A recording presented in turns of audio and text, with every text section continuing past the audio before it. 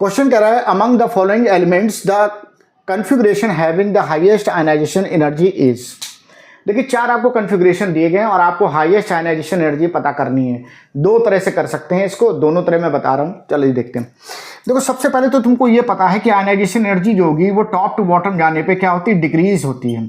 तो इसका मतलब है कि अगर किसी में 3 शेल हैं और 4 शेल हैं तो 4 शेल की कम होगी और 3 शेल की क्या होगी, ज़्यादा होगी।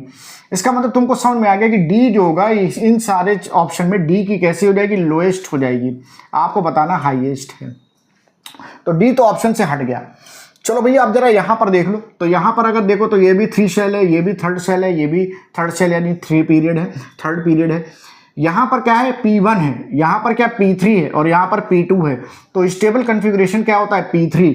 स्टेबल कन्फिग्रेशन क्या होता है, P3। तो इसका मतलब ये हो जाएगा कि 3:3p3 यानी ये वाले की हाईएस्ट होगी। यहाँ स्टेबल से इलेक्ट्रॉन निकालने के लिए आपको ज़्यादा एनर्जी देनी पड़ेगी।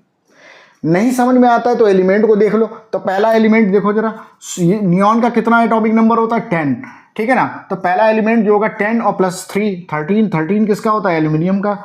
दूसरा बी देख लो, तो भाई बी 10 + 5 15, 15 किसका होता है, फॉस्फोरस का, ठीक है। उसके बाद सी वाला देख लो, तो 10 + 14, 10 + 4 14 हो गया। तो 14 किसका होता है, सिलिकॉन का, ठीक है। और यहाँ पर आर्गन का कितना होता है, 18 होता है। 18 + 10 28, 30 हो गया, 33, 33 किसका होता है, आर्सेनिक का, ठीक है ना। तो पीरियोडिक टेबल के हिसाब से अगर अरेंज करोगे तो एल्यूमिनियम के बाद इधर आएगा सिलिकॉन, सिलिकॉन के बाद फॉस्फोरस आएगा और यहाँ पर जाके जो होगा नाइट्रोजन के बाद आएगा फॉस्फोरस, फॉस्फोरस के बाद आएगा आर्सेनिक, ठीक है। आर्सेनिक यहाँ पर आएगा।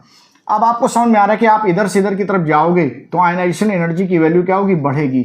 ये फॉस्फोरस जो होगा इसकी बढ़ेगी क्योंकि इसके पास क्या है, स्टेबल कन्फिग्रेशन भी है, ठीक है। आंसर बी करेक्ट हो जाएगा।